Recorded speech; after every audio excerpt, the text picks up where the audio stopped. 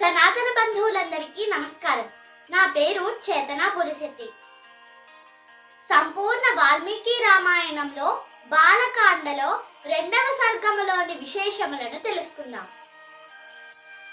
ఓం నారదస్య తు తద్వాక్యం శ్రుత్వా వాక్య విశారదః పూజయామాస ధర్మాత్మా సహ శిష్యో మహామునిః.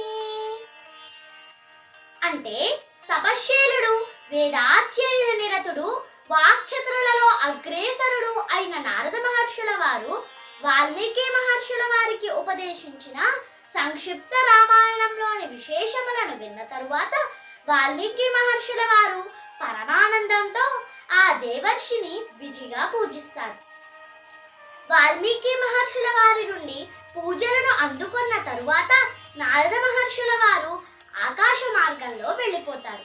నారద మహర్షుల వారు వెళ్ళిపోయిన తరువాత వాల్మీకి మహర్షుల వారు తమసా నదీ తీరమునకు వెళ్ళి తన శిష్యుడైన భరద్వాజునితో, ఓ భరద్వాజ, నిర్మలమైన స్వచ్ఛంగా ఉన్న ఈ నీటిని చూడు, ఎంత రమణీయంగా ఉన్నాయో. నాయన, ఉదక పాత్రను ఒడ్డున ఉంచి నా స్నాన వస్త్రాన్ని ఇవ్వు. నేను పవిత్రమైన ఈ తమసా నదీ జలములలో స్నానమాచరిస్తాను అని పలికారు. తరువాత శిష్యుడైన భరద్వాజుడు గురువు గారికి వల్కలమును అందించాడు. శిష్యుని నుండి వస్త్రమును తీసుకొని వాల్మీకి మహర్షుల వారు నదిలో ప్రవేశిస్తూ ఉండగా ఆ సమీపముననే ఉన్న క్రౌంచ పక్షుల జంటను చూసి వాటి మధుర ధ్వనులను విన్నారు. అంతలోనే వాల్మీకి మహర్షి చూస్తూ ఉండగానే ఒక క్రూరాత్ముడైన కిరాతుడు క్రౌంచ పక్షుల జంటలోని కామమోహితమగు ఒక మగ పక్షిని తన బాణంతో కొట్టాడు. అప్పుడు ఆ పక్షి నేలపై పడి గిలగిలా కొట్టుకుంటూ ఉండగా ఆడపక్షి చూసి వియోగంతో ఏడుస్తూ ఉంటుంది. అది చూసిన వాల్మీకి మహర్షుల వారి హృదయం ద్రవిస్తుంది. అప్పుడు వాల్మీకి మహర్షుల వారు ఈ విధంగా పక్షులను హింసించి వాటిని విడతీయటం అధర్మం అని భావించి వాల్మీకి మహర్షుల వారు మా నిషాద ప్రతిష్టాం త్వమగమ శాశ్వతీ సమాహ యక్రౌంచ మిథునాదేకమవది కామమోహితం. అంటే, ఓ కిరాతుడా, క్రౌంచ పక్షుల జంటలోని కామమోహితమగు ఒక పక్షిని చంపేశావు, అందుకే నీవు ఎక్కువ కాలము జీవించవు అని పలికి వాల్మీకి మహర్షుల వారు క్రౌంచ పక్షుల దుస్థితిని గుర్తు చేసుకుంటూ ఆ మానిషాద శ్లోకం గురించే ఆలోచిస్తున్నారు. అలా ఆలోచిస్తుండగా వాల్మీకి మహర్షుల వారికి ఈ పక్షి విషయంలో నేను పలికినదేమిటి అనే ఆలోచన మొదలైంది. అప్పుడు తన శిష్యుడైన భరద్వాజునితో వాల్మీకి మహర్షుల వారు, శిష్య భరద్వాజ, నేను ఈ పక్షి విషయంలో నేను పలికిన శ్లోకము 4 పాదములతో సమానాక్షరములుగా ఉంది. దీనిని లయబద్ధంగా గానము చేయుటకు తగినట్లుగా ఉంది అని పలికారు. తరువాత శిష్యుడైన భరద్వాజునితో ఆ విధంగా పలికి వాల్మీకి మహర్షుల వారు తమసా నదీ జలములలో స్నానమాచరించి ఆ మానిషాద శ్లోకం గురించి ఆలోచిస్తున్నారు. తరువాత తన శిష్యుడైన భరద్వాజుడితో కలిసి ఆశ్రమమునకు వెళ్ళి ఆశ్రమంలో పూజాదిక ధర్మములను నిర్వహించారు. నిరంతరం మహర్షుల వారు ఆ శ్లోకం గురించే ఆలోచిస్తున్నారు. అలా ఆలోచిస్తుండగా సృష్టికర్త అయిన చతుర్ముఖ బ్రహ్మగారు వాల్మీకి మహర్షుల వారి ఆశ్రమమునకు వచ్చారు. అప్పుడు వాల్మీకి మహర్షుల వారు ఆశ్చర్యంతో బ్రహ్మదేవుల వారికి శాస్త్రోక్తంగా సర్వోపచారములు చేసి ముందు బ్రహ్మదేవుల వారిని కుశల ప్రశ్నలు అడిగి శాస్త్రోక్తంగా సర్వోపచారములు చేసి బ్రహ్మదేవుల వారికి సాష్టాంగ దండ ప్రణామములు చేస్తారు. తరువాత మహర్షుల వారు బ్రహ్మదేవుల వారికి అర్ఘ్యపాద్యములు సమర్పించి బ్రహ్మదేవుల వారికి సుఖాసనము వేసి బ్రహ్మదేవుల వారిని ఆసీనులను చేస్తారు. తరువాత బ్రహ్మదేవుల వారు కూడా వాల్మీకి మహర్షుల వారిని కూర్చోవడానికి ఆజ్ఞాపిస్తారు. బ్రహ్మదేవుల వారి ఆజ్ఞతో వాల్మీకి మహర్షుల వారు కూర్చొని నిరంతరం ఆ మానిషాద శ్లోకం గురించి అలాగే క్రౌంచ పక్షుల జంట గురించి ఆలోచిస్తూ ఉన్నారు. అది గమనించిన బ్రహ్మదేవుల వారు చిన్న చిరునవ్వు నవ్వుతూ, ఓ వాల్మీకి, నీవు ఆ క్రౌంచ పక్షుల విషయమున పలికిన ఈ శ్లోకము, ఈ మాటలు, నీవు పలికిన మాటలు ఛందోబద్ధమైన శ్లోకమే. ఈ శ్లోకం విషయమున నీవు విచారించవలసిన పని లేదు. మచ్ఛందా దేవతే బ్రహ్మన్ ప్రవృత్తేయం సరస్వతి రామస్య చరితం సర్వం కురుత్వం ఋషి సత్తమా. అంటే నీవు క్రౌంచ పక్షుల జంట ఆ విషయంలో నీవు పలికిన శ్లోకము, ఆ మాటలు నా సంకల్పం ప్రకారమే పలికావు.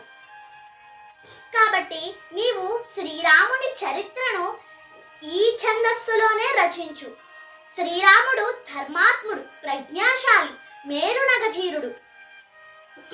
అటువంటి రాముని చరిత్రను నారద మహర్షుల వారు నీకు చెప్పినట్టు వర్ణించు. అందులో శ్రీరాముని చరితము, లక్ష్మణుని ఉదంతము, సీతావృత్తాంతము, భరతాదుల గాథలు, రావణాది రాక్షసుల కథలు అన్నింటినీ వివరించు. నీవు రచించబోయే రామాయణంలోని అంశములు సత్యములే అవుతాయి. నారదుడు నీకు చెప్పలేని విషయములు, ఆ రహస్యాలు కూడా నీకు స్ఫురణకు వస్తాయి. ఆ వాక్యములలో, నీవు రచించబోయే ఆ రామాయణంలోని వాక్యములలో, అర్థాదులలో ఎటువంటి దోషము ఉండదు. కాబట్టి శ్రీరాముని చరిత్రను నీవు శ్లోకముల రూపంలో రచించు. యావత్ స్థాస్యంతి గిరయః సరితశ్చ మహీతలే తావత్ రామాయణ కథా లోకేషు ప్రచరిష్యతి. అంటే ఈ భూమండలంలో పర్వతములు, నదులు ఉన్నంతకాలం నీవు రచించబోయే ఈ శ్రీమద్ రామాయణము ముల్లోకములలోనూ కీర్తింపబడుతుంది.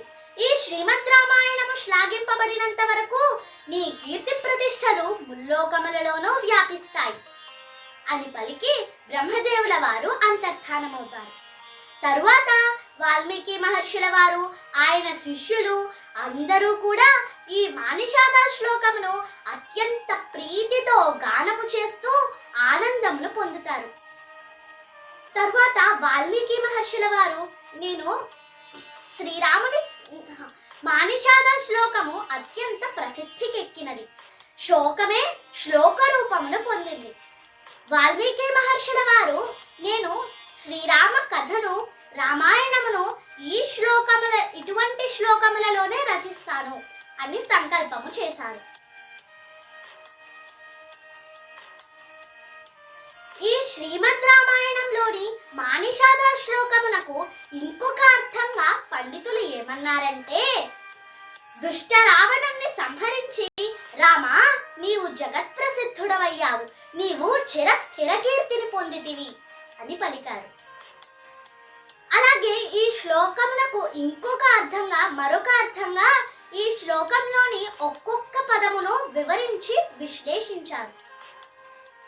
మానిషాద అంటే లక్ష్మీదేవి అవతారమైన సీతాదేవిని చేపట్టిన ఓ రామా అంటారు. ఈ పదము శ్రీ సీతారాముల కళ్యాణ ఘట్టము అంటే బాలకాండను సూచిస్తుంది. ప్రతిష్టాత్వం ఆగమః అంటే పితృవాక్య పరిపాలన చేసి రామా, నీవు జగద్విఖ్యాతిని పొందావు. ఈ పదము అయోధ్యాకాండను సూచిస్తుంది. శాశ్వతీ సమాహ అంటే ఆడిన మాట తప్పనివాడు. అంటే 14 సంవత్సరములు వనవాసము చేసి రామా, నీవు ఇచ్చిన మాటను నిలబెట్టుకున్నావు.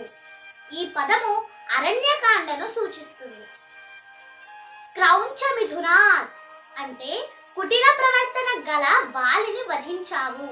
ఈ పదము కిష్కింధకాండను సూచిస్తుంది. ఏకం అంటే అసహాయ శూరుడు, ఏకైక వీరుడు హనుమంతుడు. ఈ పదము సుందరకాండను సూచిస్తుంది. అవధీహి అంటే దుష్ట రావణుడు లోకకంటకుడైన రావణాసురుణ్ణి వధించావు. ఈ పదము రావణ వధ అంటే యుద్ధకాండను సూచిస్తుంది. కామమోహితం అంటే రాజ్యంలో అయోధ్య నగరంలో పట్టాభిషేకము తరువాత సీతాదేవి యొక్క వన విహార కుతూహల స్థితి. ఈ పదము ఉత్తరకాండను సూచిస్తుంది. ఈ విధంగా మహాపండితులైన వారు వివరించారు. ధన్యవాదములు. భారత్ మాతా కీ జై. జై శ్రీరామ్.